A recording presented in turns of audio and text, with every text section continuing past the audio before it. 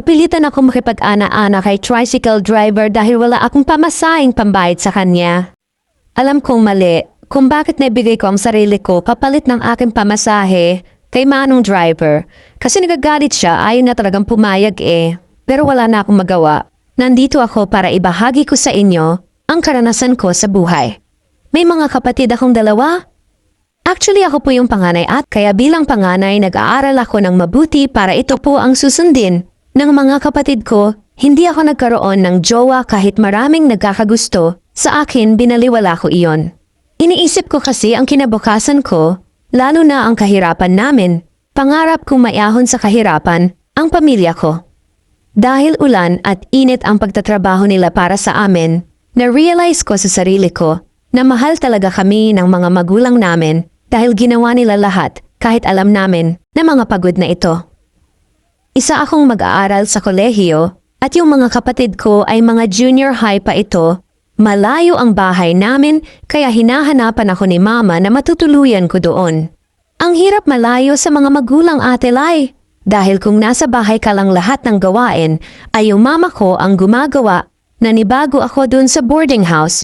Sobrang tahimik at sobrang nakakatakot mag-isa pero nilakasan ko ang loob ko para makita din ng mga magulang ko na hindi ako mahina. Every week nagpapadala yung pamilya ko ng pera para pang allowance ko araw-araw. Sobrang concerned po nila sa akin kahit kunti lang yung sahod nilang dalawa pero ako pa rin lagi ang iniisip.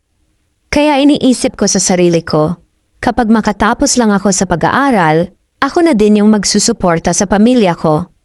Pero hindi ko akalain na may mabigat palang mangyayari sa buhay ko na hindi ko alam kung paano ako magsisimulang muli. At kung paano ko masasabi sa mga magulang ko ang nangyari, natakot kasi ako kung ano ang kayang gawin nila sa akin. One day, may project kami na kailangan bilhin at hindi ko alam kung anong ibili ko dahil yung pera ko kasya lang pamasahe patungo sa boarding house ko. Umutang sana ako sa kaibigan ko pero wala siyang extra na pera. No choice ako at yung pamasahe ko na lang yung binili ko ng project. Dahil nung araw na iyon kokolektahin agad ng teachers namin. Fast forward umuwi ako sa boarding house ko pero nung time na yon alam ko na 5 pesos na lang yung pera ko worth of 50 pesos. Kasi yung pamasahe patungo sa bahay ko malayo pa kasi. Kinakabahan ako nung time na yon. Dahil sumakay ako ng tricycle na 5 pesos lang natira kong pera. At nung nandun na ako sa boarding house ko, humingi ako ng pasensya sa driver na yon dahil kulang yung pera ko. Pero yung driver biglang lumakas ang boses. Sabi kasi niya naghahanap din siya ng pera at kailangan niya yun Ate Lai. Alam ko naman yun pero ngayon lang naman to nangyari na naubusan lang talaga dahil sa project. Pero yung driver ayaw talaga. At biglang may sinabi yung driver sa akin. Para makwets lang yung pamasahe ko, kaya nagtanong ako kung ano yon. Sabi niya, ako sa kanya, ang tagal ko nakasagot dahil natakot ako. Inisip ko rin, baka kung hindi ako papayag sa gusto niya, baka may ibang gawin siya sa akin lalo na kami lang dalawa ang nandun. Kaya no choice ako sa sinabi niya.